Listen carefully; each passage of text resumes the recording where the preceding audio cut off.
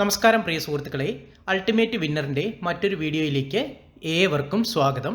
KS മുതൽ LGS വരെയുള്ള ഏത് പരീക്ഷയും ആയിക്കോട്ടെ, പഞ്ചവത്സര പദ്ധതികൾ വളരെ പ്രധാനപ്പെട്ട ഒരു ടോപ്പിക്കാണ്. ഇന്നത്തെ വീഡിയോയിൽ നമ്മൾ ചർച്ച ചെയ്യുന്നത് പഞ്ചവത്സര പദ്ധതികളെക്കുറിച്ചാണ്.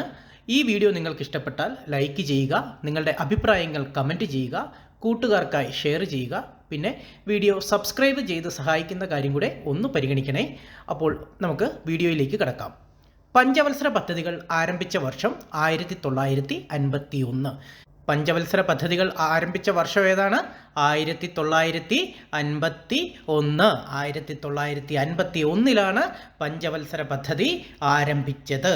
പഞ്ചവത്സര പദ്ധതികളുടെ ഉപജ്ഞാതാവ് ആരാണ്?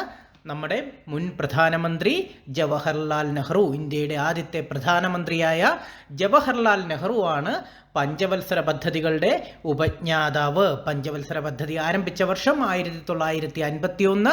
പഞ്ചവത്സര പദ്ധതികളുടെ ഉപജ്ഞാതാവ് ജവഹർലാൽ നെഹ്റു. ഒരു രാഷ്ട്രത്തിൻ്റെ വിഭവങ്ങൾ എങ്ങനെ വിനിയോഗിക്കണം എന്ന് വിശദമാക്കുന്നതാണ് പദ്ധതി. അപ്പോൾ ഈ പദ്ധതി എന്താണ്? ഒരു രാഷ്ട്രത്തിൻ്റെ വിഭവങ്ങൾ എങ്ങനെ വിനിയോഗിക്കണം എന്ന് വിശദമാക്കുന്നതാണ് പഞ്ചവത്സര പദ്ധതി എന്നുകൊണ്ട് ഉദ്ദേശിക്കുന്നത്. പദ്ധതിക്ക് നിശ്ചിത കാലയളവിൽ നേടേണ്ട പൊതുവായും പ്രത്യേകമായതുമായ ചില ലക്ഷ്യങ്ങൾ ഉണ്ടായിരിക്കണം. അപ്പോൾ പഞ്ചവത്സര പദ്ധതിക്ക് എന്തുണ്ടായിരിക്കണം? നിശ്ചിത കാലയളവിൽ നേടേണ്ട പൊതുവായതും പ്രത്യേകമായതുമായ ചില ലക്ഷ്യങ്ങൾ ഉണ്ടായിരിക്കണം. ഇന്ത്യയിൽ പദ്ധതി നടപ്പിലാക്കിയിരുന്നത് 5 വർഷ കാലയളവിലാണ്. അപ്പോൾ ഇന്ത്യയിൽ പദ്ധതികൾ നടപ്പിലാക്കിയിരുന്നത് 5 വർഷ കാലയളവിലാണ്. അതിനാൽ അവ പഞ്ചവത്സര പദ്ധതികൾ എന്ന് അറിയപ്പെട്ടു. 5 വർഷത്തിൽ നടത്തിയിരുന്നത് കൊണ്ട് പഞ്ചവത്സര പദ്ധതികൾ എന്ന് അറിയപ്പെട്ടു. എന്തുകൊണ്ടാണ് പഞ്ചവത്സര പദ്ധതികൾ എന്നറിയപ്പെട്ടത്? ഇന്ത്യയിൽ പദ്ധതികൾ നടപ്പിലാക്കിയിരുന്നത് 5 വർഷ കാലയളവിലാണ്. അതിനാൽ അവ പഞ്ചവത്സര പദ്ധതികൾ എന്ന് അറിയപ്പെടുന്നു. പഞ്ചവത്സര പദ്ധതികൾ എന്ന് അറിയപ്പെടുന്നു. നമുക്കൊന്നുകൂടെ നോക്കാം. പഞ്ചവത്സര പദ്ധതി ആരംഭിച്ച വർഷം 1951. പഞ്ചവത്സര പദ്ധതികളുടെ ഉപജ്ഞാതാവ് ജവഹർലാൽ നെഹ്റു. ഒരു രാഷ്ട്രത്തിൻ്റെ വിഭവങ്ങൾ എങ്ങനെ വിനിയോഗിക്കണം എന്ന് വിശദമാക്കുന്നതാണ് പദ്ധതി. പദ്ധതിക്ക് നിശ്ചിത കാലയളവിൽ നേടേണ്ട പൊതുവായതും പ്രത്യേകമായതുമായ ചില ലക്ഷ്യങ്ങൾ ഉണ്ടായിരിക്കണം. ഇന്ത്യയിൽ പദ്ധതികൾ നടപ്പിലാക്കിയിരുന്നത് 5 വർഷ കാലയളവിലാണ്. ആയതിനാൽ അവ പഞ്ചവത്സര പദ്ധതികൾ എന്ന് അറിയപ്പെടുന്നു. പഞ്ചവത്സര പദ്ധതിയിൽ 5 വർഷം കൊണ്ട് നേടേണ്ട പ്രത്യേക ലക്ഷ്യങ്ങൾക്ക് പുറമെ 20 വർഷം കൊണ്ട് നേടേണ്ട ലക്ഷ്യങ്ങളും ഉൾക്കൊള്ളുന്നുണ്ട്. അപ്പോൾ 5 വർഷം കൊണ്ട് നേടേണ്ട പ്രത്യേക ലക്ഷ്യങ്ങൾക്ക് പുറമെ 20 വർഷം കൊണ്ട് നേടേണ്ട ലക്ഷ്യങ്ങളും പഞ്ചവത്സര പദ്ധതിയിൽ ഉൾക്കൊള്ളുന്നുണ്ട്. ഇത്തരം ദീർഘകാല പദ്ധതികളെ പരിപ്രേക്ഷ്യ പദ്ധതി എന്നറിയപ്പെടുന്നു, അല്ലെങ്കിൽ പെർസ്പെക്റ്റീവ് പ്ലാൻസ് എന്ന് അറിയപ്പെടുന്നു. അപ്പോൾ എന്താണ്? 20 വർഷം കൊണ്ട് നേടേണ്ട ലക്ഷ്യങ്ങളും ഉൾക്കൊള്ളുന്നു. ഇത്തരം ദീർഘകാല പദ്ധതികളെ പരിപ്രേക്ഷ്യ അല്ലെങ്കിൽ പെർസ്പെക്റ്റീവ് പദ്ധതി എന്ന് അറിയപ്പെടുന്നു.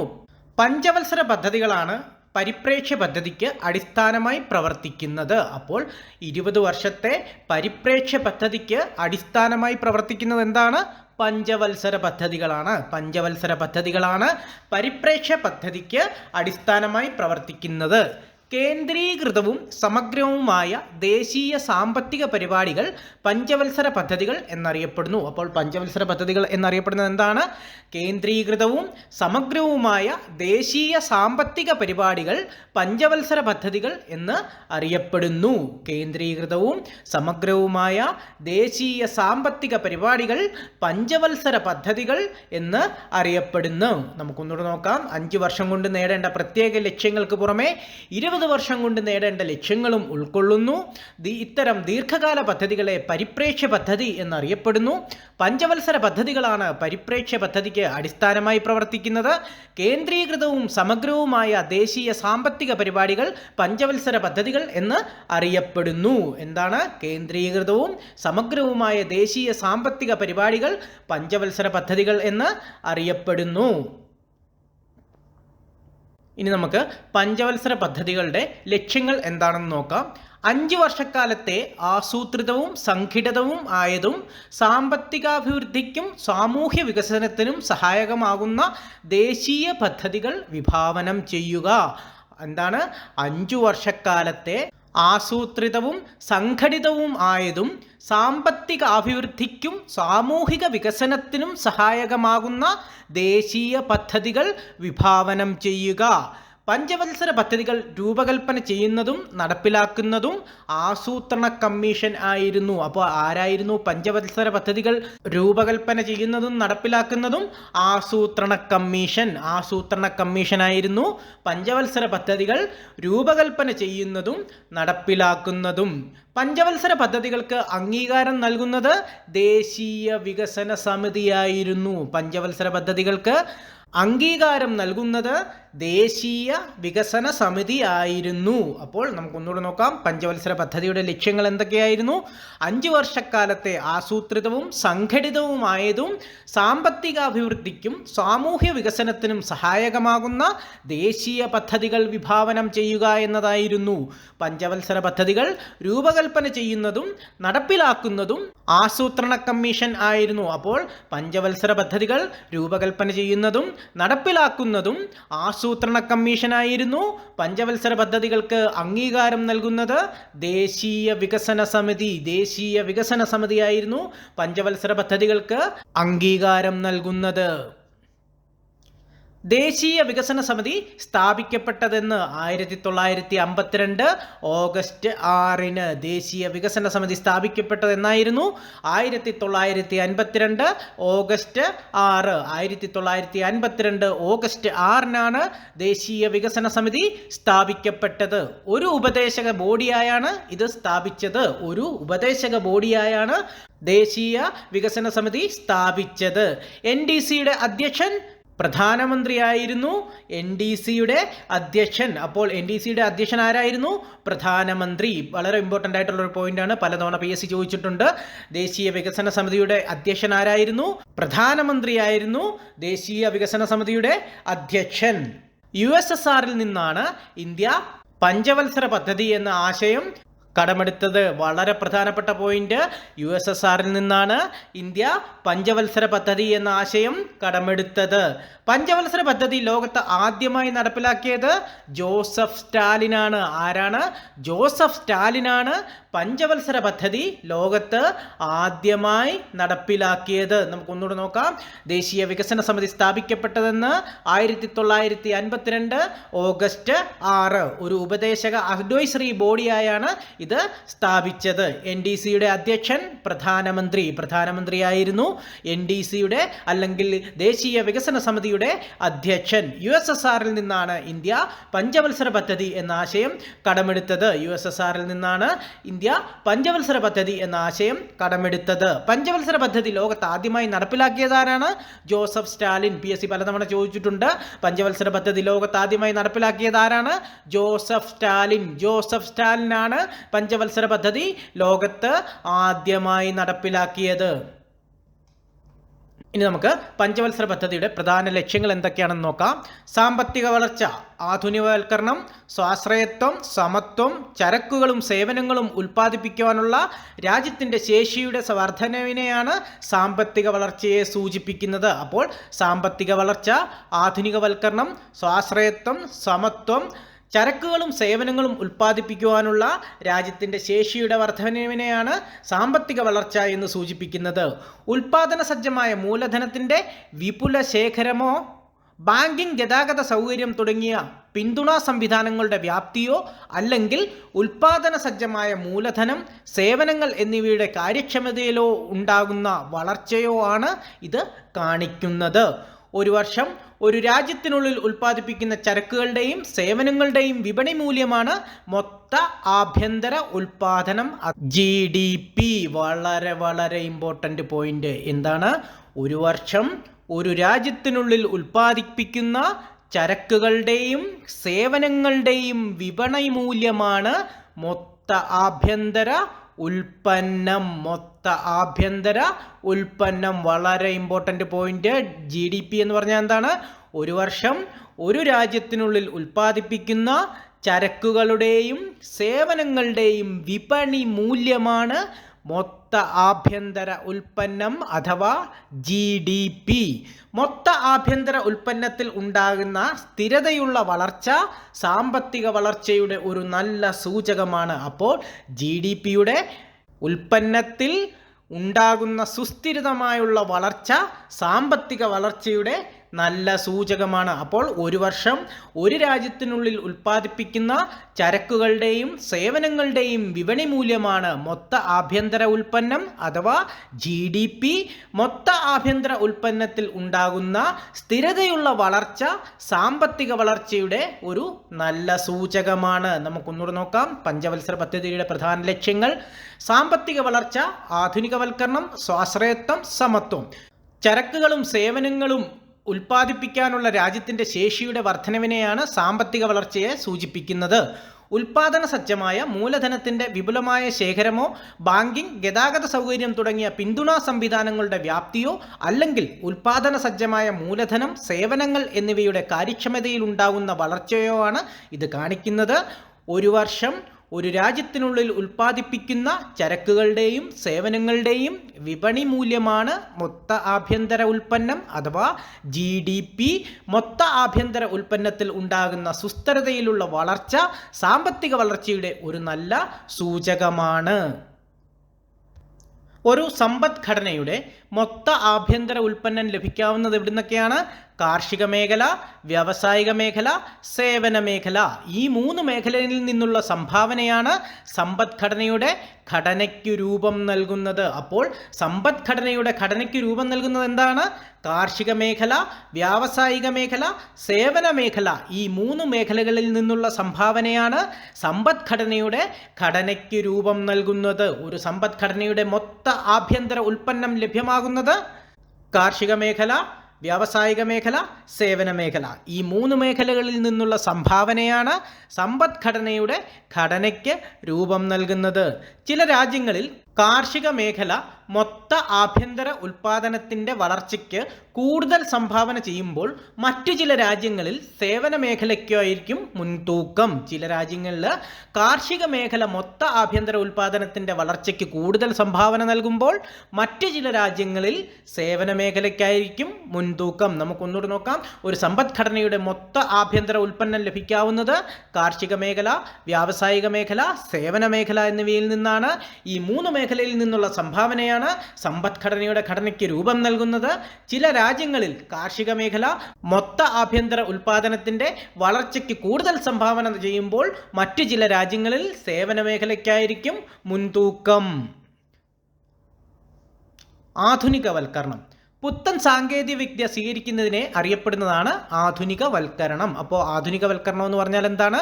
പുത്തൻ സാങ്കേതിക വിദ്യ സ്വീകരിക്കുന്നതിനെയാണ് ആധുനികവൽക്കരണം എന്ന് പറയുന്നത്. പരമ്പരാഗത സമൂഹത്തിൽ പുരുഷന്മാർ ജോലി ചെയ്യുമ്പോൾ സ്ത്രീകൾ വീട്ടിനുള്ളിൽ തന്നെ കഴിയാൻ നിർബന്ധിതരാകുന്നു. പരമ്പരാഗത സമൂഹത്തിൽ എങ്ങനെയായിരുന്നു? പുരുഷന്മാർ ജോലി ചെയ്യുമ്പോൾ സ്ത്രീകൾ വീട്ടിനുള്ളിൽ തന്നെ കഴിയാൻ നിർബന്ധിതരാകുന്നു. എന്നാൽ ആധുനിക സമൂഹം സ്ത്രീകളുടെ കഴിവുകളെ ജോലിസ്ഥലങ്ങളിൽ, അതായത് ബാങ്കുകൾ, വ്യവസായശാലകൾ, സ്കൂളുകൾ തുടങ്ങിയവ പ്രയോജനപ്പെടുത്തുന്നു. അപ്പോൾ ആധുനിക സമൂഹം എങ്ങനെയാണ് സ്ത്രീകളുടെ കഴിവുകളെ ജോലിസ്ഥലങ്ങളിൽ പ്രയോജനപ്പെടുത്തുന്നുണ്ട്. ഓക്കെ, അപ്പോൾ ആധുനികവൽക്കരണം എന്ന് പറഞ്ഞാൽ എന്താണ്? പുത്തൻ സാങ്കേതിക വിദ്യ സ്വീകരിക്കുന്നതിനെ അറിയപ്പെടുന്നതാണ് ആധുനികവൽക്കരണം. പരമ്പരാഗത സമൂഹത്തിൽ പുരുഷന്മാർ ജോലി ചെയ്യുമ്പോൾ സ്ത്രീകൾ വീട്ടിനുള്ളിൽ തന്നെ കഴിയാൻ നിർബന്ധിതരാകുന്നു. എന്നാൽ ആധുനിക സമൂഹം സ്ത്രീകളുടെ കഴിവുകളെ ജോലിസ്ഥലങ്ങളിൽ പ്രയോജനപ്പെടുത്തുന്നുണ്ട്. ഇനി നമുക്ക് സ്വാശ്രയത്വം എന്താണെന്ന് നോക്കാം. ഒരു രാജ്യത്തിന് അതിൻ്റെ തന്നെ വിഭവങ്ങൾ ഉപയോഗിച്ചോ മറ്റു രാജ്യങ്ങളിൽ നിന്നും ഇറക്കുമതി ചെയ്ത വിഭവങ്ങൾ ഉപയോഗിച്ചോ സാമ്പത്തിക വളർച്ചയും ആധുനികവൽക്കരണവും മെച്ചപ്പെടുത്താം. അപ്പോൾ ഒരു രാജ്യത്തിന് അതിൻ്റെ തന്നെ വിഭവങ്ങൾ ഉപയോഗിച്ചോ മറ്റ് രാജ്യങ്ങളിൽ നിന്നും ഇറക്കുമതി ചെയ്ത വിഭവങ്ങൾ ഉപയോഗിച്ചോ സാമ്പത്തിക വളർച്ചയും ആധുനികവൽക്കരണവും മെച്ചപ്പെടുത്താം. ഇന്ത്യയിൽ തന്നെ നിർമ്മിക്കാൻ കഴിയുന്ന വസ്തുക്കളുടെ ഇറക്കുമതി ഒഴിവാക്കിക്കൊണ്ടുള്ള സ്വാശ്രയ സമീപനത്തിനാണ് ആദ്യ 7 ഇന്ത്യൻ പഞ്ചവത്സര പദ്ധതികൾ പ്രാധാന്യം നൽകിയത്. അപ്പോൾ ആദ്യത്തെ 7 പഞ്ചവത്സര പദ്ധതികൾ എന്തിനാണ് പ്രാധാന്യം നൽകിയത്? ഇന്ത്യയിൽ തന്നെ നിർമ്മിക്കാൻ കഴിയുന്ന കഴിയുന്ന വസ്തുക്കളുടെ ഇറക്കുമതി ഒഴിവാക്കിക്കൊണ്ടുള്ള സ്വാശ്രയത്വ സമീപനത്തിനാണ് ആദ്യത്തെ 7 പഞ്ചവത്സര പദ്ധതികൾ പ്രാധാന്യം നൽകിയത്. ആദ്യത്തെ 7 പഞ്ചവത്സര പദ്ധതികൾ പ്രാധാന്യം നൽകിയത് എന്തിനായിരുന്നു? ഇന്ത്യയിൽ തന്നെ നിർമ്മിക്കാൻ കഴിയുന്ന വസ്തുക്കളുടെ ഇറക്കുമതി ഒഴിവാക്കിക്കൊണ്ടുള്ള സ്വാശ്രയത്വ സമീപനത്തിനാണ് ആദ്യത്തെ 7 ഇന്ത്യൻ പഞ്ചവത്സര പദ്ധതികൾ പ്രാധാന്യം നൽകിയത്. നമുക്കൊന്നുകൂടെ നോക്കാം. സ്വാശ്രയത്വം എന്ന് പറഞ്ഞാൽ ഒരു രാജ്യത്തിന് അതിൻ്റെ തന്നെ വിഭവങ്ങൾ ഉപയോഗിച്ചോ മറ്റു രാജ്യങ്ങളിൽ നിന്നും ഇറക്കുമതി ചെയ്ത വിഭവങ്ങൾ ഉപയോഗിച്ചോ സാമ്പത്തിക വളർച്ചയും ആധുനികവൽക്കരണവും മെച്ചപ്പെടുത്താം. ഇന്ത്യയിൽ തന്നെ നിർമ്മിക്കാൻ കഴിയുന്ന വസ്തുക്കളുടെ ഇറക്കുമതി ഒഴിവാക്കിക്കൊണ്ടുള്ള സ്വാശ്രയത്വ സമീപനത്തിനാണ് ആദ്യ 7 ഇന്ത്യൻ പഞ്ചവത്സര പദ്ധതികൾ പ്രാധാന്യം നൽകിയത്. ഇനി നമുക്ക് സമത്വം എന്തെന്ന് നോക്കാം. സാമ്പത്തിക അഭിവൃദ്ധിയുടെ നേട്ടങ്ങൾ സമ്പന്നരായ കുറച്ചുപേർ മാത്രം അനുഭവിക്കുന്നതിന് പകരം ദരിദ്ര വിഭാഗങ്ങൾക്കും ലഭ്യമാക്കുന്നുണ്ടെന്ന് ഉറപ്പുവരുത്തേണ്ടതിനെയാണ് സമത്വം എന്നതുകൊണ്ട് ഉദ്ദേശിക്കുന്നത്. അപ്പോൾ സമത്വം എന്നതുകൊണ്ട് ഉദ്ദേശിക്കുന്നത് എന്താണ്? സാമ്പത്തിക അഭിവൃദ്ധിയുടെ നേട്ടങ്ങൾ സമ്പന്നരായ കുറച്ചുപേർ മാത്രം അനുഭവിക്കുന്നതിന് പകരം ദരിദ്ര വിഭാഗങ്ങൾക്കും ലഭ്യമാവുന്നുണ്ടെന്ന് ഉറപ്പുവരുത്തേണ്ടതിനെയാണ് സമത്വം എന്നതുകൊണ്ട് ഉദ്ദേശിക്കുന്നത്. അപ്പോൾ ഒന്നുകൂടെ നോക്കാം. സാമ്പത്തിക അഭിവൃദ്ധിയുടെ നേട്ടങ്ങൾ സമ്പന്നരായ കുറച്ചുപേർ മാത്രം അനുഭവിക്കുന്നതിന് പകരം ദരിദ്ര വിഭാഗങ്ങൾക്കും ലഭ്യമാവുന്നുണ്ടെന്ന് ഉറപ്പുവരുത്തേണ്ടതിനെയാണ് സമത്വം എന്നതുകൊണ്ട് ഉദ്ദേശിക്കുന്നത്. എല്ലാ ഇന്ത്യക്കാരും ഭക്ഷണം, വാസയോഗ്യമായ പാർപ്പിടം, വിദ്യാഭ്യാസം, ആരോഗ്യം തുടങ്ങിയ അടിസ്ഥാന ആവശ്യങ്ങൾ സാക്ഷാത്കരിക്കാൻ പ്രാപ്തരാവുകയും അതിനായി സമ്പത്തിൻ്റെ വിതരണത്തിലുള്ള അസമത്വം കുറച്ചുകൊണ്ടുവരികയും വേണം. അപ്പോൾ എല്ലാ ഇന്ത്യക്കാരും ഭക്ഷണം, വാസയോഗ്യമായ പാർപ്പിടം, വിദ്യാഭ്യാസം, ആരോഗ്യം തുടങ്ങിയ അടിസ്ഥാന ആവശ്യങ്ങൾ സാക്ഷാത്കരിക്കാൻ പ്രാപ്തരാവുകയും അതിനായി സമ്പത്തിൻ്റെ വിതരണത്തിലുള്ള അസമത്വം കുറച്ചു കൊണ്ടുവരികയും വേണം. അപ്പോൾ ഒന്നുകൂടെ നോക്കാം. സമത്വം എന്ന് പറഞ്ഞാൽ സാമ്പത്തിക അഭിവൃദ്ധിയുടെ നേട്ടങ്ങൾ സമ്പന്നരായ കുറച്ചുപേർ മാത്രം അനുഭവിക്കുന്നതിന് പകരം ദരിദ്ര വിഭാഗങ്ങൾക്കും ലഭ്യമാവുന്നുണ്ടെന്ന് ഉറപ്പുവരുത്തേണ്ടതിനെയാണ് സമത്വം എന്നതുകൊണ്ട് ഉദ്ദേശിക്കുന്നത്. എല്ലാ ഇന്ത്യക്കാരും ഭക്ഷണം, വാസയോഗ്യമായ പാർപ്പിടം, വിദ്യാഭ്യാസം, ആരോഗ്യം തുടങ്ങിയ അടിസ്ഥാന ആവശ്യങ്ങൾ സാക്ഷാത്കരിക്കാൻ പ്രാപ്തരാവുകയും അതിനായി സമ്പത്തിൻ്റെ വിതരണത്തിലുള്ള അസമത്വം കുറച്ചുകൊണ്ടുവരികയും വേണം. ഇനി നമുക്ക് 1-ാം പഞ്ചവത്സര പദ്ധതിയിലേക്ക് കിടക്കാം. 1-ാം പഞ്ചവത്സര പദ്ധതിയുടെ കാലഘട്ടമായിരുന്നു 1951 മുതൽ 56 വരെ. വളരെ ഇമ്പോർട്ടൻ്റ് ആയിട്ടുള്ള ഒരു പോയിൻ്റാണ്. 1-ാം പഞ്ചവത്സര പദ്ധതിയുടെ വർഷങ്ങൾ 1951 മുതൽ 1956 വരെ. 1-ാം പഞ്ചവത്സര പദ്ധതി രേഖ ഇന്ത്യൻ ആസൂത്രണത്തിൻ്റെ കേന്ദ്ര ലക്ഷ്യം ജനങ്ങളുടെ ജീവിത നിലവാരം ഉയർത്തുകയും സമ്പന്നവും വൈവിധ്യവുമാർന്ന ജീവിതത്തിനായി പുതിയ അവസരങ്ങൾ തുറന്നുകൊടുക്കുകയും ചെയ്യുന്ന വികസന പ്രക്രിയകൾ തുടക്കം കുറിക്കുക എന്നതാണ്. അപ്പോൾ 1-ാം പഞ്ചവത്സര പദ്ധതിയുടെ പദ്ധതി രേഖ എന്തായിരുന്നു? ഇന്ത്യൻ ആസൂത്രണത്തിൻ്റെ കേന്ദ്ര ലക്ഷ്യം ജനങ്ങളുടെ ജീവിത നിലവാരം ഉയർത്തുകയും സമ്പന്നവും വൈവിധ്യവുമാർന്ന ജീവിതത്തിനായി പുതിയ അവസരങ്ങൾ തുറന്നുകൊടുക്കുകയും ചെയ്യുന്ന വികസന പ്രക്രിയകൾ തുടക്കം കുറിക്കുക എന്നതാണ്. 1-ാം പഞ്ചവത്സര പദ്ധതി പാർലമെന്റിൽ അവതരിപ്പിച്ചതാരാണ്? ജവഹർലാൽ നെഹ്റു. ജവഹർലാൽ നെഹ്റുവാണ് 1-ാം പഞ്ചവത്സര പദ്ധതി പാർലമെന്റിൽ അവതരിപ്പിച്ചത്. അപ്പോൾ 1-ാം പഞ്ചവത്സര പദ്ധതി പാർലമെന്റിൽ അവതരിപ്പിച്ചതാരാണ്? അന്നത്തെ പ്രധാനമന്ത്രി ജവഹർലാൽ നെഹ്റു. ജവഹർലാൽ നെഹ്റു. ജവഹർലാൽ നെഹ്റുവാണ് 1-ാം പഞ്ചവത്സര പദ്ധതി പാർലമെന്റിൽ അവതരിപ്പിച്ചത്. ആദ്യ പഞ്ചവത്സര പദ്ധതിയുടെ മുദ്രാവാക്യം എന്തായിരുന്നു? കാർഷിക വികസനം. കാർഷിക വികസനം ആയിരുന്നു 1-ാം പഞ്ചവത്സര പദ്ധതിയുടെ മുദ്രാവാക്യം. 1-ാം പഞ്ചവത്സര പദ്ധതിയുടെ മുദ്രാവാക്യം എന്തായിരുന്നു? കാർഷിക വികസനം. കാർഷിക വികസനമായിരുന്നു 1-ാം പഞ്ചവത്സര പദ്ധതിയുടെ മുദ്രാവാക്യം. അപ്പോൾ 1-ാം പഞ്ചവത്സര പദ്ധതിയുടെ പദ്ധതി രേഖ എന്തായിരുന്നു? ഇന്ത്യൻ ആസൂത്രണത്തിൻ്റെ കേന്ദ്ര ലക്ഷ്യം ജനങ്ങളുടെ ജീവിത നിലവാരം ഉയർത്തുകയും സമ്പന്നവും വൈവിധ്യവുമാർന്ന ജീവിതത്തിനായി പുതിയ അവസരങ്ങൾ തുറന്നുകൊടുക്കുകയും ചെയ്യുന്ന വികസന പ്രക്രിയയിൽ തുടക്കം കുറിക്കുക എന്നതായിരുന്നു ഒന്നാം പഞ്ചവത്സര പദ്ധതിയുടെ പദ്ധതി രേഖ. ഒന്നാം പഞ്ചവത്സര പദ്ധതി പാർലമെന്റിൽ അവതരിപ്പിച്ചത് ജവഹർലാൽ നെഹ്റുവാണ്. ആദ്യ പഞ്ചവത്സര പദ്ധതിയുടെ മുദ്രാവാക്യം കാർഷിക വികസനം. കാർഷിക വികസനം എന്നതായിരുന്നു ഒന്നാം പഞ്ചവത്സര പദ്ധതിയുടെ മുദ്രാവാക്യം. 1951 ഏപ്രിൽ 1 ഒന്നാം പഞ്ചവത്സര പദ്ധതി ആരംഭിച്ചത്. വളരെ ഇമ്പോർട്ടൻ്റ് പോയിന്റ്. അപ്പോൾ ഒന്നാം പഞ്ചവത്സര പദ്ധതി ആരംഭിച്ചതെന്നാണ് 1951 ഏപ്രിൽ 1. 1951 ഏപ്രിൽ 1 ഒന്നാം പഞ്ചവത്സര പദ്ധതി ആരംഭിച്ചത്. ഇന്ത്യയിൽ വൻകിട ജലസേചന പദ്ധതികൾ ആരംഭിച്ച പഞ്ചവത്സര പദ്ധതിയാണ് ഒന്നാം പഞ്ചവത്സര പദ്ധതി. വളരെ ഇമ്പോർട്ടൻ്റ് പോയിന്റ്. ഇനി അങ്ങോട്ട് പറയുന്ന പോയിന്റുകളൊക്കെ വളരെ ഇമ്പോർട്ടൻ്റ് ആണ്. PSC പലതവണ ആവർത്തിച്ച് ചോദിച്ചിട്ടുള്ളതാണ്. ഇന്ത്യയിൽ വൻകിട ജലസേചന പദ്ധതികൾ ആരംഭിച്ച പഞ്ചവത്സര പദ്ധതി ഏതാണ്? ഒന്നാം പഞ്ചവത്സര പദ്ധതി. ഒന്നാം പഞ്ചവത്സര പദ്ധതിയാണ് ഇന്ത്യയിൽ വൻകിട ജലസേചന പദ്ധതികൾ ആരംഭിച്ച പഞ്ചവത്സര പദ്ധതി. പലതവണ പറഞ്ഞ് കേട്ട് പഠിക്കുക. ഇന്ത്യൻ പഞ്ചവത്സര പദ്ധതിക്ക് പ്രഥമ പരിഗണന ലഭിച്ചത് എന്തിനായിരുന്നു? കൃഷിക്കായിരുന്നു. ആദ്യത്തെ ഇന്ത്യൻ പഞ്ചവത്സര പദ്ധതിയിൽ പ്രഥമ പരിഗണന ലഭിച്ചത് എന്തിനായിരുന്നു? കൃഷിക്കായിരുന്നു. ഒന്നാം പഞ്ചവത്സര പദ്ധതിക്ക് പ്രഥമ പരിഗണന ലഭിച്ചത്. കാർഷിക പദ്ധതി എന്നറിയപ്പെടുന്ന പദ്ധതിയായിരുന്നു ഒന്നാം പഞ്ചവത്സര പദ്ധതി. അപ്പോൾ കാർഷിക പദ്ധതി എന്നറിയപ്പെടുന്ന പഞ്ചവത്സര പദ്ധതി എന്ന് PSC 1000 തവണ ചോദിച്ചിട്ടുണ്ട്. കാർഷിക പദ്ധതി എന്നറിയപ്പെട്ട പഞ്ചവത്സര പദ്ധതി ഏതായിരുന്നു? ഒന്നാം പഞ്ചവത്സര പദ്ധതി. ഒന്നാം പഞ്ചവത്സര പദ്ധതിയായിരുന്നു കാർഷിക പദ്ധതി എന്നറിയപ്പെട്ട പഞ്ചവത്സര പദ്ധതി. ഒന്നാം പഞ്ചവത്സര പദ്ധതി ഊന്നൽ നൽകിയത് കൃഷിക്കും ജലസേചനത്തിനുമായിരുന്നു. ഒന്നാം പഞ്ചവത്സര പദ്ധതി ഊന്നൽ നൽകിയത് എന്തിനായിരുന്നു? കൃഷിക്കും ജലസേചനത്തിനുമായിരുന്നു ഒന്നാം പഞ്ചവത്സര പദ്ധതി ഊന്നൽ നൽകിയത്. അപ്പോൾ ഒന്നുകൂടെ നോക്കാം.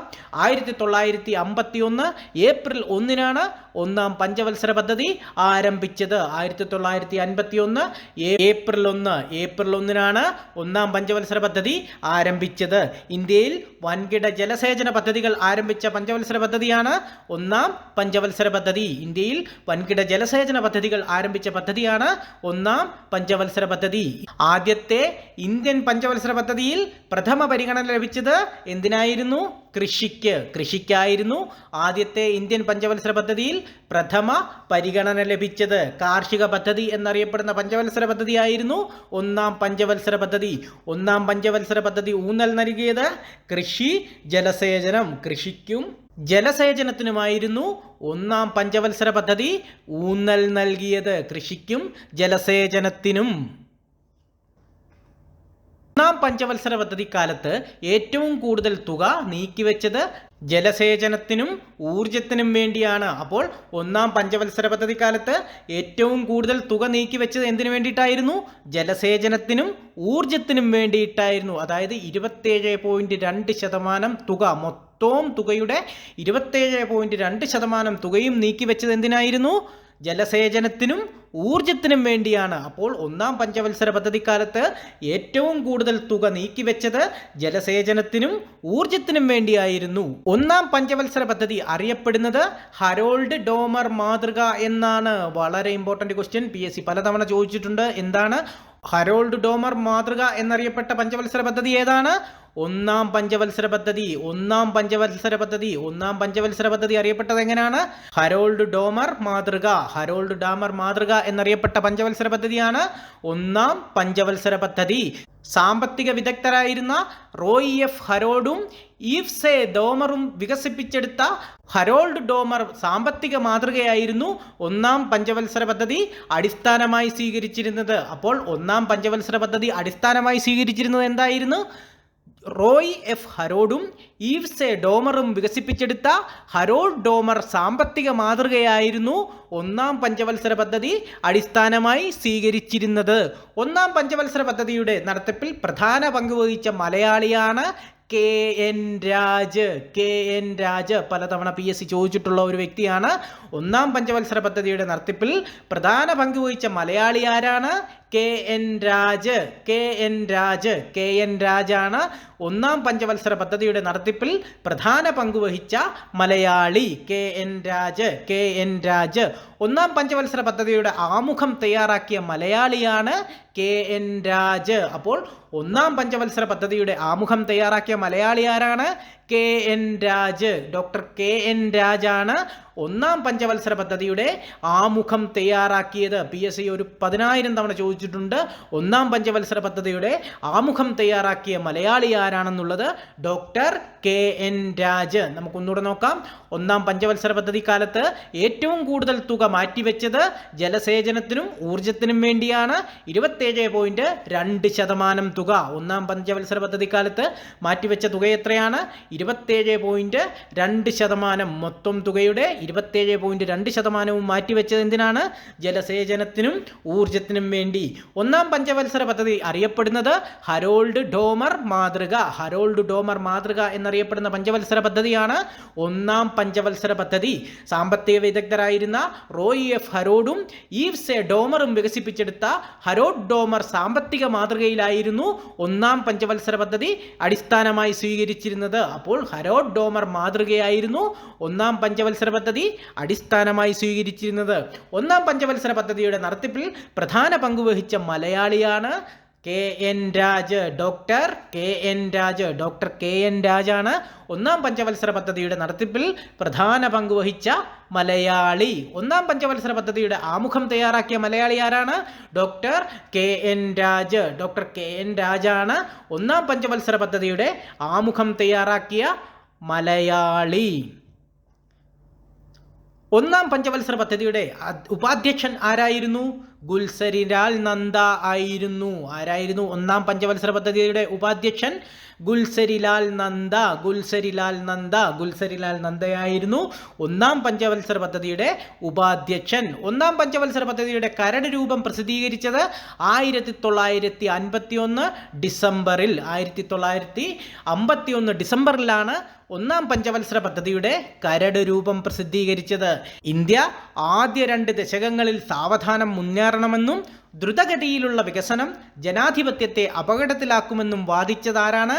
ഡോക്ടർ KN രാജാണ്. ഓക്കെ, അപ്പോൾ ഇന്ത്യ ആദ്യ 2 ദശകങ്ങളിൽ സാവധാനം മുന്നേറണമെന്നും ദ്രുതഗതിയിലുള്ള വികസനം ജനാധിപത്യത്തെ അപകടത്തിലാക്കുമെന്നും വാദിച്ചത് KN രാജ്. ഡോക്ടർ KN രാജാണ് ഇന്ത്യ ആദ്യ 2 ദശകങ്ങളിൽ സാവധാനം മുന്നേറണമെന്നും ദ്രുതഗതിയിലുള്ള വികസനം ജനാധിപത്യത്തെ അപകടത്തിലാക്കുമെന്നും വാദിച്ചത്. പ്രധാന ലക്ഷ്യങ്ങൾ: രാജ്യത്തെ ദാരിദ്ര്യ ചക്രത്തിൽ നിന്ന് മോചിപ്പിക്കുക. ഇന്ത്യയെ ദാരിദ്ര്യത്തിൽ നിന്നും മോചിപ്പിക്കുക എന്നുള്ളതായിരുന്നു ഒന്നാം പഞ്ചവത്സര പദ്ധതിയുടെ പ്രധാന ലക്ഷ്യം. 1952 ഒക്ടോബർ 2 കമ്മ്യൂണിറ്റി ഡെവലപ്മെന്റ് പ്രോഗ്രാം, കുടുംബാസൂത്രണം എന്നിവ ആവിഷ്കരിച്ചത് ഒന്നാം പഞ്ചവത്സര പദ്ധതി കാലത്താണ്. അപ്പോൾ 1952 ഒക്ടോബർ 2 കമ്മ്യൂണിറ്റി ഡെവലപ്മെന്റ് പ്രോഗ്രാം, കുടുംബാസൂത്രണം എന്നിവ ആവിഷ്കരിച്ചത് ഒന്നാം പഞ്ചവത്സര പദ്ധതി കാലത്താണ്. അപ്പോൾ കമ്മ്യൂണിറ്റി ഡെവലപ്മെന്റ് പ്രോഗ്രാമും കുടുംബാസൂത്രണവും ആവിഷ്കരിച്ചത് ഏത് പഞ്ചവത്സര പദ്ധതി കാലത്താണ്? ഒന്നാം പഞ്ചവത്സര പദ്ധതി കാലത്ത്. നമുക്കൊന്നുകൂടെ നോക്കാം. ഒന്നാം പദ്ധതിയുടെ ഉപാധ്യക്ഷൻ ആരായിരുന്നു? ഗുൽസരിലാൽ നന്ദ. ഗുൽസരിലാൽ നന്ദയായിരുന്നു ഒന്നാം പഞ്ചവത്സര പദ്ധതിയുടെ ഉപാധ്യക്ഷൻ. ഒന്നാം പഞ്ചവത്സര പദ്ധതിയുടെ കരട് രൂപം പ്രസിദ്ധീകരിച്ചത് 1951 ഡിസംബർ. ഇന്ത്യ ആദ്യ 2 ദശകങ്ങളിൽ സാവധാനം മുന്നേറണമെന്നും ദ്രുതഗതിയിലുള്ള വികസനം ജനാധിപത്യത്തെ അപകടത്തിലാക്കുമെന്നും വാദിച്ചത് ഡോക്ടർ KN രാജ്. പ്രധാന ലക്ഷ്യങ്ങളായിരുന്നു: രാജ്യത്തെ ദാരിദ്ര്യത്തെ ഇല്ലാതാക്കുക. 1952 ഒക്ടോബർ 2 കമ്മ്യൂണിറ്റി ഡെവലപ്മെന്റ് പ്രോഗ്രാമും കുടുംബാസൂത്രണവും എന്നിവ ആവിഷ്കരിച്ചത് ഒന്നാം പഞ്ചവത്സര പദ്ധതിക്കാലത്താണ്. ഒന്നാം പഞ്ചവത്സര പദ്ധതി കാലത്താണ്. കേരളത്തിൽ തോട്ടപ്പള്ളി സ്പിൽവേ നിർമ്മിച്ചത് ഒന്നാം പഞ്ചവത്സര പദ്ധതിയോട് അനുബന്ധിച്ചാണ്. അപ്പോൾ തോട്ടപ്പള്ളി സ്പിൽവേ നിലവിൽ വന്നതെന്നാണ് 1954. വളരെ പ്രധാനപ്പെട്ട ഒരു പോയിന്റാണ്. കേരളത്തിൽ തോട്ടപ്പള്ളി സ്പിൽവേ നിർമ്മിച്ചത് ഒന്നാം പഞ്ചവത്സര പദ്ധതിയോട് അനുബന്ധിച്ചാണ്. ഒന്നാം പദ്ധതിയോട് അനുബന്ധിച്ച് കേരളത്തിൽ നിലവിൽ വന്നതാണ് തോട്ടപ്പള്ളി സ്പിൽവേ. 1954 തോട്ടപ്പള്ളി സ്പിൽവേ നിലവിൽ വന്നത്. യൂണിവേഴ്സിറ്റി ഗ്രാൻഡ് കമ്മീഷൻ നിലവിൽ വന്നത് 1953 ഡിസംബർ 28 ഒന്നാം പഞ്ചവത്സര പദ്ധതി കാലത്ത്. അപ്പോൾ UGC നിലവിൽ വന്നതെന്നാണ് 1953 December 28. 1953 December 28 university grant commission അല്ലെങ്കിൽ UGC നിലവിൽ വന്നത്. വളരെ ഇമ്പോർട്ടൻ്റ് ആയിട്ടുള്ള ഒരു പോയിന്റ് ആണ്, പലതവണ പറഞ്ഞു പഠിക്കുക. 1953 December 28. 1953 December 28 university grant commission നിലവിൽ വന്നത്. ഇത് ഒന്നാം പഞ്ചവത്സര പദ്ധതിക്കാലത്താണ് നിലവിൽ വന്നത്. ഇന്ത്യയിലെ പ്രധാനപ്പെട്ട 5 IA ആരംഭിച്ചത് ഒന്നാം പഞ്ചവത്സര പദ്ധതി കാലത്താണ്. അപ്പോൾ ഇന്ത്യയിലെ പ്രധാനപ്പെട്ട 5 IITകൾ ആരംഭിച്ചത് എന്നാണ്? ഒന്നാം പഞ്ചവത്സര പദ്ധതി കാലത്താണ്. ആദ്യത്തെ IIT ഖരഗ്പൂരാണ്. 1951 ഖരഗ്പൂർ IIT നിലവിൽ വന്നത്. ഇന്ത്യയിലെ ആദ്യത്തെ IIT ഏതാണ്? ഖരഗ്പൂർ IIT ആണ് ആദ്യത്തെ IIT. ഇത് നിലവിൽ വന്നതെന്നാണ്? ഒന്നാം പഞ്ചവത്സര പദ്ധതിക്കാലത്ത്. ഒന്നാം പഞ്ചവത്സര പദ്ധതികാലത്താണ് ഇന്ത്യയിലെ ആദ്യത്തെ IIT ആയ ഖരഗ്പൂർ IIT നിലവിൽ വന്നത്. അപ്പോൾ ഒന്നുകൂടെ നോക്കാം. തോട്ടപ്പള്ളി സ്പിൽവേ 1954 നിർമ്മിച്ചത്.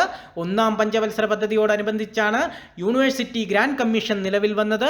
1953 ഡിസംബർ 28 ഒന്നാം പഞ്ചവത്സര പദ്ധതിക്കാലത്താണ് ഇന്ത്യയിലെ പ്രധാനപ്പെട്ട 5 IITകൾ ആരംഭിച്ചത്. ഒന്നാം പഞ്ചവത്സര പദ്ധതികാലത്താണ്. ഇന്ത്യയിലെ ആദ്യത്തെ IIT ആണ് ഖരഗ്പൂർ IIT. 1951 ഖരഗ്പൂർ IIT നിലവിൽ വന്നത്. ഒന്നാം പഞ്ചവത്സര പദ്ധതി കാലത്ത് നിർമ്മിച്ച പ്രധാന അണക്കെട്ടുകളാണ് ഭക്രാനങ്കലും ഹിരാക്കുഡും. വളരെ ഇമ്പോർട്ടൻ്റ് പോയിന്റ്. അപ്പോൾ ഭക്രാനങ്കലും ഹിരാക്കുഡുമാണ് ഒന്നാം പഞ്ചവത്സര പദ്ധതി കാലത്ത് നിർമ്മിച്ച പ്രധാന അണക്കെട്ടുകൾ. ഒന്നാം പഞ്ചവത്സര പദ്ധതി കാലത്ത് നിർമ്മിച്ച പ്രധാന അണക്കെട്ടുകൾ ഏതൊക്കെയാണ്? പറ. ഫക്രാനങ്കൽ, ഹിരാക്കുഡ്. അതെ, ഹിരാക്കുഡും ഫക്രാനങ്കലുമാണ് ഒന്നാം പഞ്ചവത്സര പദ്ധതി കാലത്ത് നിർമ്മിച്ച പ്രധാന അണക്കെട്ടുകൾ. അണക്കെട്ടുകൾ ഇന്ത്യയുടെ വികസനത്തിന്റെ മഹാക്ഷേത്രങ്ങളാണെന്ന് പറഞ്ഞതാരാണ്? ജവഹർലാൽ നെഹ്റു. ഇന്ത്യയുടെ ആദ്യത്തെ പ്രധാനമന്ത്രിയായ ജവഹർലാൽ നെഹ്റു ആണ് അണക്കെട്ടുകൾ ഇന്ത്യയുടെ വികസനത്തിൻ്റെ മഹാക്ഷേത്രങ്ങളാണെന്ന് പ്രഖ്യാപിച്ചത്. ആരാണ്?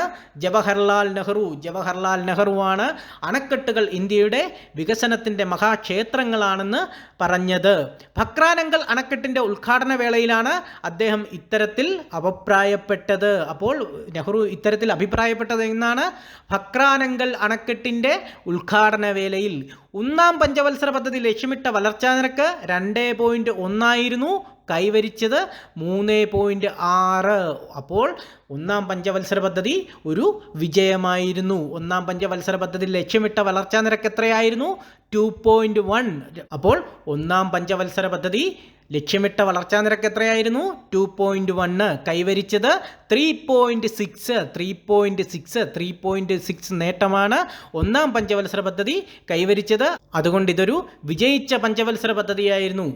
ദേശീയ വരുമാനം വർദ്ധിപ്പിക്കുന്നതിനുള്ള ശ്രമങ്ങളും ഒന്നാം പഞ്ചവത്സര പദ്ധതിയിൽ ഉണ്ടായിരുന്നു. അപ്പോൾ ഒന്നുകൂടെ നോക്കാം. ഒന്നാം പഞ്ചവത്സര പദ്ധതി കാലത്ത് നിർമ്മിച്ച പ്രധാന അണക്കെട്ടുകളാണ് ഭക്രാനങ്കലും ഹിരാക്കുഡും. അണക്കെട്ടുകൾ ഇന്ത്യയുടെ വികസനത്തിൻ്റെ മഹാക്ഷേത്രങ്ങളാണെന്ന് പറഞ്ഞത് ജവഹർലാൽ നെഹ്റുവാണ്. ഭക്രാനങ്കലിൻ്റെ ഉദ്ഘാടന വേളയിലാണ് ഇദ്ദേഹം ഇങ്ങനെ അഭിപ്രായപ്പെട്ടത്. ഒന്നാം പഞ്ചവത്സര പദ്ധതി ലക്ഷ്യമിട്ട വളർച്ചാ നിരക്ക് 2.1 ആണ്, കൈവരിച്ചത് 3.6 ആണ്. ദേശീയ വരുമാനം വർദ്ധിപ്പിക്കുന്നതിനുള്ള ശ്രമങ്ങൾ ഉണ്ടായി. ഭൂപരിഷ്കരണത്തിന് പരിഗണന നൽകി. അടിസ്ഥാന ലക്ഷ്യങ്ങളായിരുന്ന ദാരിദ്ര്യ ചക്രത്തിൽ നിന്നും രാജ്യത്തെ മോചിപ്പിക്കുക, ദേശീയ വരുമാനം ഉയർത്തുക എന്നീ ലക്ഷ്യങ്ങൾ നേടുന്നതിൽ ഈ പദ്ധതി പൂർണ്ണമായി വിജയിച്ചില്ല. അപ്പോൾ എന്തിനൊക്കെയാണ് ഈ പദ്ധതി പൂർണ്ണമായി വിജയിക്കാഞ്ഞത്? ദേശീയ വരുമാനം ഉയർത്തുക, ദാരിദ്ര്യ ചക്രത്തിൽ നിന്നും രാജ്യത്തെ മോചിപ്പിക്കുക എന്നീ ലക്ഷ്യങ്ങൾ ഈ പദ്ധതി പൂർണ്ണമായി വിജയിച്ചില്ല. വളർച്ചാ പ്രവചനങ്ങളെക്കാൾ മികച്ച പ്രകടനം കാഴ്ചവെച്ച സർക്കാരിന് പദ്ധതി വിജയകരമാണെന്ന് വിലയിരുത്തപ്പെട്ടു. അപ്പോൾ വളർച്ചാ പ്രവചനങ്ങളെക്കാൾ മികച്ച പ്രകടനം കാഴ്ചവെച്ച സർക്കാരിന് പദ്ധതി വിജയകരമാണെന്ന് വിലയിരുത്തപ്പെട്ടു. രണ്ടാം പഞ്ചവത്സര പദ്ധതിയുടെ മധ്യത്തിൽ നിലവിൽ വന്ന 5 സ്റ്റീൽ പ്ലാന്റുകൾ ആരംഭിക്കുന്നതിനുള്ള കരാറുകൾ ഒപ്പുവെച്ചു. അപ്പോൾ രണ്ടാം പഞ്ചവത്സര പദ്ധതിയുടെ മധ്യത്തിൽ നിലവിൽ വന്ന 5 സ്റ്റീൽ പ്ലാന്റുകൾ ആരംഭിക്കുന്നതിനുള്ള കരാറുകൾ ഒപ്പുവെച്ചത് എന്നാണ്? ഒന്നാം പഞ്ചവത്സര പദ്ധതി കാലത്താണ്. നമുക്ക് ഒന്നുകൂടെ നോക്കാം. ഭൂപരിഷ്കരണത്തിന് പരിഗണന നൽകി. അടിസ്ഥാന ലക്ഷ്യങ്ങളായിരുന്ന ദാരിദ്ര്യ ചക്രത്തിൽ നിന്നും രാജ്യത്തെ മോചിപ്പിക്കുക, ദേശീയ വരുമാനം ഉയർത്തുക എന്നീ ലക്ഷ്യങ്ങൾ നേടുന്നതിൽ ഈ പദ്ധതി പൂർണ്ണമായി വിജയിച്ചില്ല. വളർച്ചാ പ്രവചനങ്ങളെക്കാൾ മികച്ച പ്രകടനം കാഴ്ചവെച്ച സർക്കാരിന് പദ്ധതി വിജയകരമാണെന്ന് വിലയിരുത്തപ്പെട്ടു. രണ്ടാം പഞ്ചവത്സര പദ്ധതിയുടെ മധ്യത്തിൽ നിലവിൽ വന്ന 5 സ്റ്റീൽ പ്ലാന്റുകൾ ആരംഭിക്കുന്നതിനുള്ള കരാറുകൾ ഈ പഞ്ചവത്സര പദ്ധതി കാലത്ത് ഒപ്പുവെച്ചു. ഇനി നമുക്ക് രണ്ടാം പഞ്ചവത്സര പദ്ധതിക്കാലം ഒന്ന് നോക്കാം. രണ്ടാം പഞ്ചവത്സര പദ്ധതി 1956 മുതൽ 1961 വരെ. അപ്പോൾ രണ്ടാം പഞ്ചവത്സര പദ്ധതിയുടെ കാലഘട്ടം ഏതാണ്? 1956 മുതൽ 1961 വരെ. രണ്ടാം പഞ്ചവത്സര പദ്ധതി ഊന്നൽ നൽകിയത് എന്തിനായിരുന്നു? വ്യവസായം. വ്യവസായത്തിന് ഊന്നൽ നൽകിയ പഞ്ചവത്സര പദ്ധതിയാണ് രണ്ടാം പഞ്ചവത്സര പദ്ധതി. രണ്ടാം പഞ്ചവത്സര പദ്ധതി ഊന്നൽ നൽകിയത് എന്തിനാണ്? വ്യവസായം. വ്യവസായത്തിനാണ് രണ്ടാം പഞ്ചവത്സര പദ്ധതി ഊന്നൽ നൽകിയത്. മഹലനോബിസ് മാതൃകയിൽ ആരംഭിച്ച പഞ്ചവത്സര പദ്ധതിയാണ് രണ്ടാം പഞ്ചവത്സര പദ്ധതി. അപ്പോൾ മഹലനോബിസ് മാതൃക എന്നറിയപ്പെടുന്ന പഞ്ചവത്സര പദ്ധതി ഏതാണ്? രണ്ടാം പഞ്ചവത്സര പദ്ധതി. രണ്ടാം പഞ്ചവത്സര പദ്ധതിയാണ് മഹലനോബിസ് മാതൃക എന്ന് അറിയപ്പെടുന്ന പഞ്ചവത്സര പദ്ധതി. ദേശീയ ഹൈവേ ആക്ട് നിലവിൽ വന്ന പഞ്ചവത്സര പദ്ധതി കാലഘട്ടമാണ് രണ്ടാം പഞ്ചവത്സര പദ്ധതി. അപ്പോൾ ദേശീയ ഹൈവേ ആക്ട് നിലവിൽ വന്ന പഞ്ചവത്സര പദ്ധതി കാലഘട്ടമാണ് രണ്ടാം പഞ്ചവത്സര പദ്ധതി. സോഷ്യലിസത്തിൽ അധിഷ്ഠിതമായ സമൂഹത്തെ വാർത്തെടുക്കുക എന്ന ഉദ്ദേശമുണ്ടായിരുന്ന പഞ്ചവത്സര പദ്ധതിയാണ് രണ്ടാം പഞ്ചവത്സര പദ്ധതി. അപ്പോൾ സോഷ്യലിസത്തിൽ അധിഷ്ഠിതമായ സമൂഹത്തെ വാർത്തെടുക്കുക എന്ന ഉദ്ദേശമുണ്ടായിരുന്ന പഞ്ചവത്സര പദ്ധതി ഏതാണ്? രണ്ടാം പഞ്ചവത്സര പദ്ധതി. രണ്ടാം പഞ്ചവത്സര പദ്ധതി. അപ്പോൾ ഒന്നുകൂടെ നോക്കാം. രണ്ടാം പഞ്ചവത്സര പദ്ധതിയുടെ കാലഘട്ടം ഏതാണ്? 1956 1961. രണ്ടാം പഞ്ചവത്സര പദ്ധതി ഊന്നൽ നൽകിയത് എന്തിനായിരുന്നു? വ്യവസായം. വ്യവസായം. വ്യവസായത്തിന് ഊന്നൽ നൽകിയ പഞ്ചവത്സര പദ്ധതിയായിരുന്നു രണ്ടാം പഞ്ചവത്സര പദ്ധതി. മഹലനോബിസ് മാതൃകയിൽ ആരംഭിച്ച പഞ്ചവത്സര പദ്ധതിയായിരുന്നു രണ്ടാം പഞ്ചവത്സര പദ്ധതി. മഹലനോബിസ് മാതൃകയിൽ ആരംഭിച്ച പഞ്ചവത്സര പദ്ധതി ഏതായിരുന്നു? രണ്ടാം പഞ്ചവത്സര പദ്ധതി. പലതവണ പറഞ്ഞു പഠിക്കുക, ഇമ്പോർട്ടൻ്റ് ആണ്. മഹലനോബിസ് മാതൃകയിൽ ആരംഭിച്ച പഞ്ചവത്സര പദ്ധതി ഏതാണ്? രണ്ടാം പഞ്ചവത്സര പദ്ധതി. ദേശീയ ഹൈവേ ആക്ട് നിലവിൽ വന്ന പഞ്ചവത്സര പദ്ധതിയാണ് രണ്ടാം പഞ്ചവത്സര പദ്ധതി. ദേശീയ ഹൈവേ ആക്ട് നിലവിൽ വന്ന പഞ്ചവത്സര പദ്ധതി ഏതാണ്? രണ്ടാം പഞ്ചവത്സര പദ്ധതി. സോഷ്യലിസത്തിൽ അധിഷ്ഠിതമായ സമൂഹത്തെ വാർത്തെടുക്കുക എന്ന ഉദ്ദേശമുണ്ടായിരുന്ന പഞ്ചവത്സര പദ്ധതിയാണ് രണ്ടാം പഞ്ചവത്സര പദ്ധതി. അപ്പോൾ സോഷ്യലിസത്തിൽ അധിഷ്ഠിതമായ സമൂഹത്തെ വാർത്തെടുക്കുക എന്ന ഉദ്ദേശമുണ്ടായിരുന്ന പഞ്ചവത്സര പദ്ധതി ഏതാണ്? രണ്ടാം പഞ്ചവത്സര പദ്ധതി. രണ്ടാം പഞ്ചവത്സര പദ്ധതി. രണ്ടാം പഞ്ചവത്സര പദ്ധതിയുടെ കാലഘട്ടം ഏതായിരുന്നു? 1956 മുതൽ 1961 വരെ. അപ്പോൾ രണ്ടാം പഞ്ചവത്സര പദ്ധതിയുടെ കാലഘട്ടം ഏതായിരുന്നു? 1956 മുതൽ 1961 വരെ. തൊഴിലില്ലായ്മ കുറയ്ക്കുക എന്ന ലക്ഷ്യം മുന്നോട്ട് വെച്ച പഞ്ചവത്സര പദ്ധതിയായിരുന്നു രണ്ടാം പഞ്ചവത്സര പദ്ധതി. അപ്പോൾ തൊഴിലില്ലായ്മ കുറയ്ക്കുക എന്ന ലക്ഷ്യം മുന്നോട്ട് വെച്ച പഞ്ചവത്സര പദ്ധതി ഏതായിരുന്നു? രണ്ടാം പഞ്ചവത്സര പദ്ധതി. രണ്ടാം പഞ്ചവത്സര പദ്ധതിയായിരുന്നു തൊഴിലില്ലായ്മ കുറയ്ക്കുക എന്ന ലക്ഷ്യം മുന്നോട്ട് വെച്ച പഞ്ചവത്സര പദ്ധതി. രണ്ടാം പഞ്ചവത്സര പദ്ധതി കാലത്ത് നിർമ്മിച്ച പ്രധാന വ്യവസായശാലകളാണ് ഭിലായി. ഭിലായി എവിടെയാണ്? ഛത്തീസ്ഗഡ്. റൂർക്കല എവിടെയാണ്? ഒഡീഷ. സോവിയറ്റ് യൂണിയൻ, ബ്രിട്ടൻ, പശ്ചിമ ജർമ്മനി എന്നിവയുടെ സഹായത്തോടെ യഥാക്രമം ഭിലായി 1959 ദുർഗാപൂർ 1962 റൂർക്കല എന്നിവിടങ്ങളിൽ ജലവൈദ്യുത പദ്ധതികളും 5 സ്റ്റീൽ പ്ലാന്റുകളും സ്ഥാപിച്ചു. അപ്പോൾ രണ്ടാം പഞ്ചവത്സര പദ്ധതി കാലത്ത് നിർമ്മിച്ച പ്രധാന വ്യവസായശാലകളാണ് Bhilai, Chhattisgarh, Rourkela, Odisha, Soviet Union, Britain, UK, പശ്ചിമ ജർമ്മനി എന്നിവയുടെ സഹായത്തോടെ യഥാക്രമം ഭിലായി, ദുർഗാപൂർ, റൂർക്കല എന്നിവിടങ്ങളിൽ ജലവൈദ്യുത പദ്ധതികളും 5 സ്റ്റീൽ പ്ലാന്റുകളും സ്ഥാപിച്ചു. അപ്പോൾ തൊഴിലില്ലായ്മ കുറയ്ക്കുക എന്ന ലക്ഷ്യം മുന്നോട്ട് വെച്ച പഞ്ചവത്സര പദ്ധതിയാണ് രണ്ടാം പഞ്ചവത്സര പദ്ധതി. രണ്ടാം പഞ്ചവത്സര പദ്ധതി കാലത്ത് നിർമ്മിച്ച പ്രധാന വ്യവസായശാലകളാണ് ഭിലായി, റൂർക്കല, ദുർഗാപൂർ. കൽക്കരി ഉൽപ്പാദനം വർദ്ധിപ്പിച്ചു. വടക്ക് കിഴക്കൻ മേഖലയിൽ കൂടുതൽ റെയിൽവേ ലൈനുകൾ കൂട്ടിച്ചേർക്കപ്പെട്ടു. ഖാദി ഗ്രാമ വ്യവസായ കമ്മീഷൻ സ്ഥാപിതമായ പഞ്ചവത്സര പദ്ധതി. അപ്പോൾ ഖാദി ഗ്രാമ വ്യവസായ കമ്മീഷൻ സ്ഥാപിതമായ പഞ്ചവത്സര പദ്ധതി ഏതാണ്? രണ്ടാം പഞ്ചവത്സര പദ്ധതി. രണ്ടാം പഞ്ചവത്സര പദ്ധതി കാലത്താണ് ഖാദി വ്യവസായ കമ്മീഷൻ സ്ഥാപിതമായത്. രണ്ടാം പഞ്ചവത്സര പദ്ധതി ലക്ഷ്യമിട്ട വളർച്ച എത്രയായിരുന്നു? 4.5%. കൈവരിച്ചത് 4.7%. രണ്ടാം പഞ്ചവത്സര പദ്ധതിയുടെ അടിസ്ഥാനം വ്യാവസായിക നയം 1956. അപ്പോൾ രണ്ടാം പഞ്ചവത്സര പദ്ധതിയുടെ അടിസ്ഥാനം എന്തായിരുന്നു? വ്യാവസായിക നയം 1956. അപ്പോൾ രണ്ടാം പഞ്ചവത്സര പദ്ധതി കാലത്ത് കൽക്കരി ഉൽപ്പാദനം വർദ്ധിപ്പിച്ചു. വടക്ക് കിഴക്കൻ മേഖലയിൽ കൂടുതൽ റെയിൽവേ ലൈനുകൾ കൂട്ടിച്ചേർക്കപ്പെട്ടു. ഖാദി ഗ്രാമ വ്യവസായ കമ്മീഷൻ സ്ഥാപിതമായ പഞ്ചവത്സര പദ്ധതിയാണ്. രണ്ടാം പഞ്ചവത്സര പദ്ധതി ലക്ഷ്യം വെച്ച വളർച്ചാ നിരക്ക് 4.5%. കൈവരിച്ചത് 4.27%. രണ്ടാം പഞ്ചവത്സര പദ്ധതിയുടെ അടിസ്ഥാനം വ്യാവസായിക നയം 1956. ഇന്ത്യയുടെ സാമ്പത്തിക ഭരണഘടന എന്നറിയപ്പെടുന്നത് 1956 വ്യാവസായിക നയപ്രമേയമാണ്. അപ്പോൾ ഇന്ത്യയുടെ സാമ്പത്തിക ഭരണഘടന എന്നറിയപ്പെടുന്നത് എന്താണ്? 1956 വ്യാവസായിക നയപ്രമേയം. 1956 വ്യാവസായിക നയപ്രമേയമാണ് ഇന്ത്യയുടെ സാമ്പത്തിക ഭരണഘടന എന്ന് അറിയപ്പെടുന്നത്. വ്യാവസായിക നയം സമ്പദ്ഘടനയിലെ അടിസ്ഥാന മേഖലകളെ നിയന്ത്രിക്കുക എന്ന ലക്ഷ്യത്തിനനുസൃതമായി പുതിയ വ്യാവസായിക നയം അംഗീകരിച്ച വർഷമാണ് 1956. അപ്പോൾ ഇന്ത്യ പുതിയ വ്യാവസായിക നയം അംഗീകരിച്ച വർഷമേതാണ്?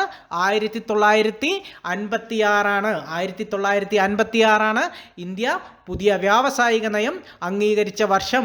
1956 നിലവിൽ വന്ന വ്യാവസായിക നയം വ്യവസായങ്ങളെ 3 തരംതിരിച്ചു. അപ്പോൾ 1956 നിലവിൽ വന്ന വ്യാവസായിക നയം എന്താ ചെയ്തത്? വ്യവസായങ്ങളെ 3 തരംതിരിച്ചു. എന്തൊക്കെയാണ്? സർക്കാരിൻ്റെ ഉടമസ്ഥതയിലുള്ള വ്യവസായങ്ങൾ, സർക്കാരിൻ്റെ പ്രവർത്തനങ്ങളെ പരിപോഷിപ്പിക്കുന്ന വ്യവസായങ്ങൾ, അവശേഷിക്കുന്ന മറ്റു തരത്തിലുള്ള സ്വകാര്യ വ്യവസായങ്ങൾ. അപ്പോൾ 1956 നിലവിൽ വന്ന വ്യാവസായിക നയം വ്യവസായങ്ങളെ 3 തരംതിരിച്ചു. സർക്കാരിൻ്റെ ഉടമസ്ഥതയിലുള്ള വ്യവസായങ്ങൾ എന്നും, സർക്കാരിൻ്റെ പ്രവർത്തനങ്ങളെ പരിപോഷിപ്പിക്കുന്ന വ്യവസായങ്ങൾ എന്നും, അവശേഷിക്കുന്ന മറ്റു തരത്തിലുള്ള സ്വകാര്യ വ്യവസായങ്ങളെന്നും 3 തരംതിരിച്ചു. നമുക്കൊന്നുകൂടെ നോക്കാം. ഇന്ത്യയുടെ സാമ്പത്തിക ഭരണഘടന എന്നറിയപ്പെടുന്നത് 1956 വ്യാവസായിക നയപ്രമേയം.